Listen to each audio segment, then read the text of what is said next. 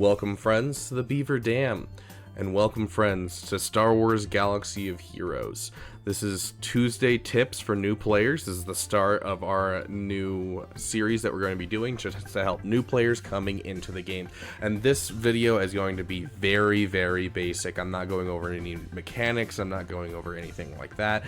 You can see here that I am currently in a battle. I just want to go over what this game is.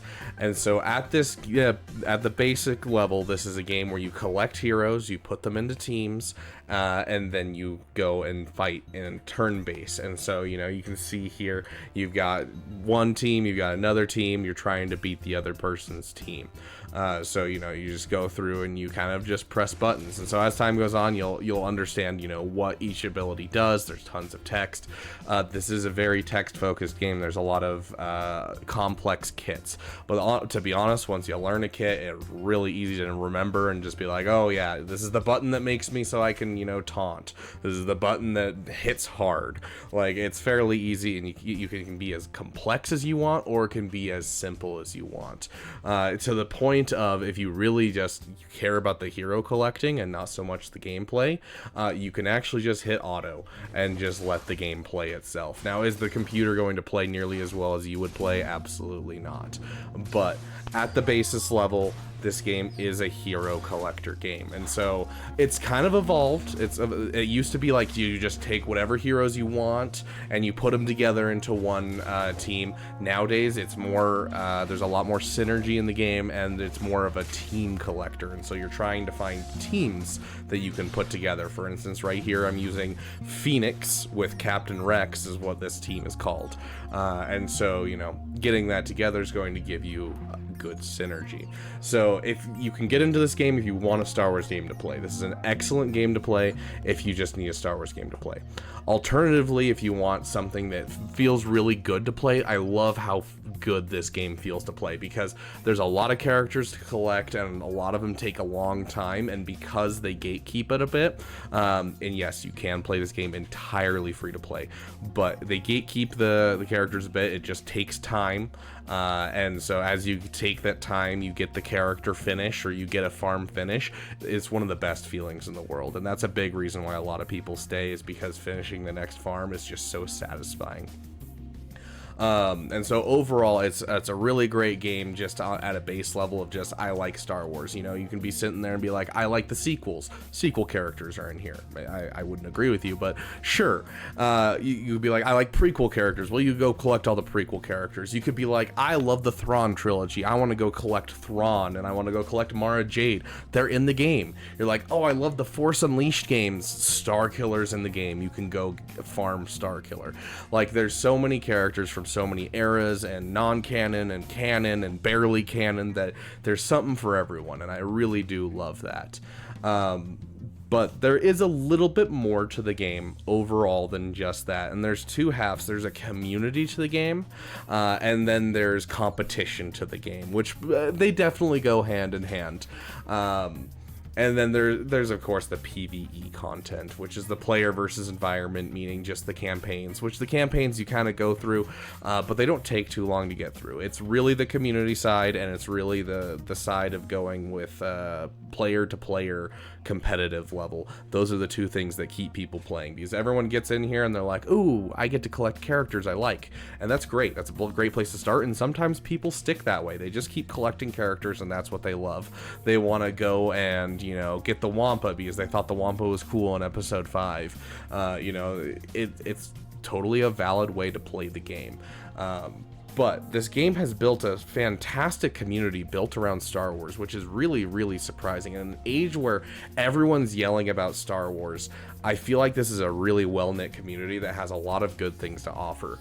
If you want a little taste of it, all of the content creators for this game have Discords. You can check out my Discord in the description of this video.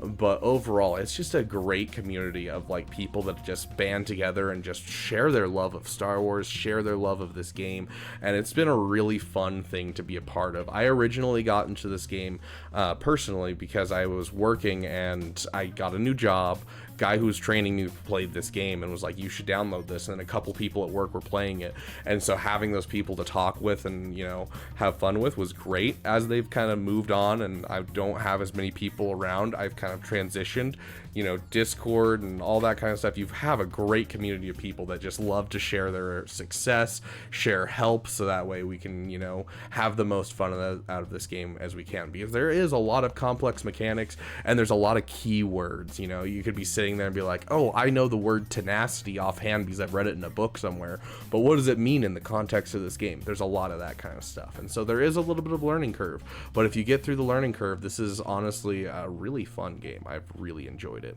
And that community aspect leads into something called guilds. So you will find yourself a guild, and with that guild you'll do both content where your guild goes up against another guild and fights each other, and so you have to work together with your guild to fight another guild actively throughout a 24-hour period, which is so much fun. It's called Territory War. And then there's also a player versus environment PvE content where it's called Territory Battles, and so you work your way through a battle, whether that's the Battle of Geonosis as the Separatists or the Battle of Geonosis as the Republic, or maybe you're doing Rise of the Empire and you're fighting your way through light side, dark side, and in between battles throughout the Rise of the Empire, the episode 3 to episode 6 era. Really, really cool stuff. But overall, you can go heavily into that community side, and honestly it's a great way to play because you can build that community side, you can find some friends, and you can really enjoy this game. On the other side is the competitive nature, where it's solo competitive, and so as you get towards your top level, at the beginning you start fighting just one battle against one battle and that kind of thing in the arena table, as you can see right here on the screen. But as time goes on, you'll get into something called Grand Arena, and that's why most of us play is Grand Arena, because Grand Arena, you're pitted up against an opponent and it stretches your roster to the limit. It's not one team versus one team. It's they have this many teams on defense and they can't use those teams on offense. You have this many teams on defense and you can't use those teams on offense. And then you have 24 hours to duke it out and see who can be the most efficient in fighting through the other person's defensive teams. And that's where the true amazingness of this game comes in. It's one of my favorite parts. They've done a fairly good job with the matchmaking, so no matter where you are, you can feel fairly competitive and feel good about your roster and do some solid stuff. Now, should you put some good things in your roster? Absolutely. And hopefully this overall series will help you figure out what of those things that you need.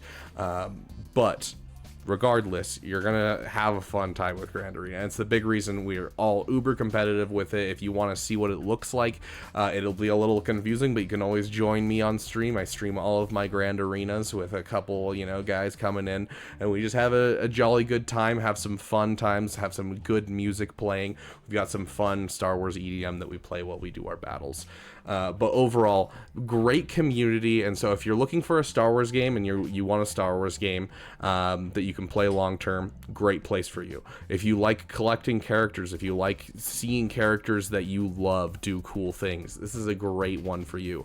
They have Darth Revan in here from the old canon, and I was like, oh, starting out, I want Darth Revan, and so I went straight for him, and I love the character, and it's still one of my favorite things in this game. And so if you like collecting characters, great. If you have a competitive itch, it's here for you as well. And then if you like to work together with friends and make new friends, this is also a great game for that. I will warn you, this game does take years. This is not like I played this game for a little bit and then I'm done. This is a game that you hop in, you play a little bit each day, and you keep unlocking more and more content, and it's just gonna keep going. On my main account, I've been playing for 3 years and I'm not finished with all the farms. They just keep adding more farms, but on top of that, there's a ton already in the game. If we go here to the journey guide, this is just the legendary characters, the base level legendary characters, and you have everything from like Thrawn to Cal Kestis.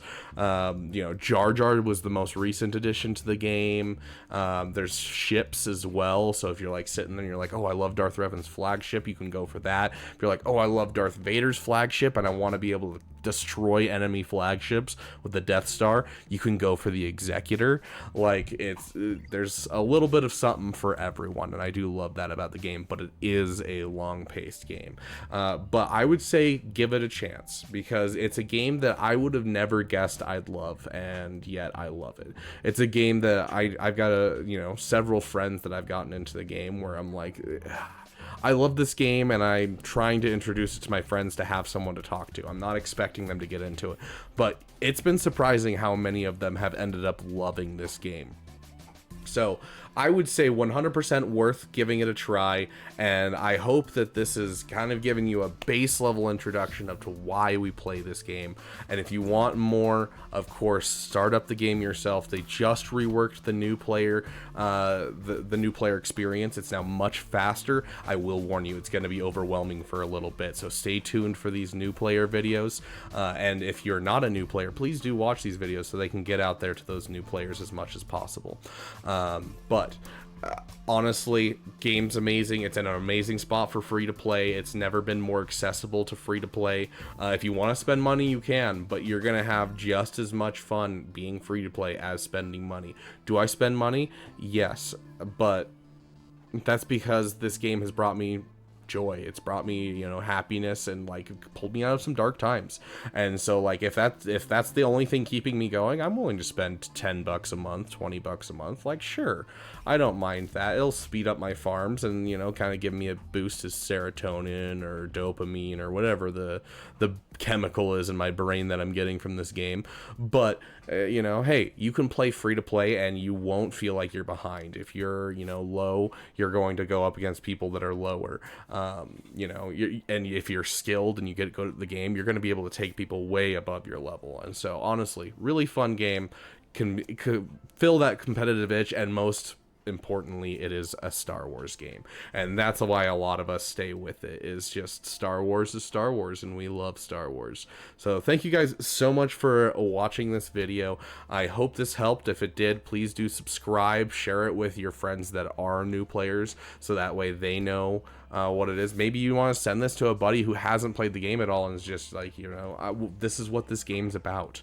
But overall, I hope this helps you guys, and stay tuned for the other Tuesday tips for new players.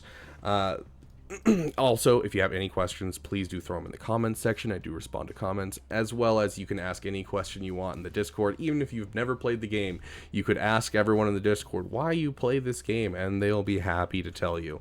So regardless, you guys have a great day. Thank you for watching this video, and I will see you in the next video.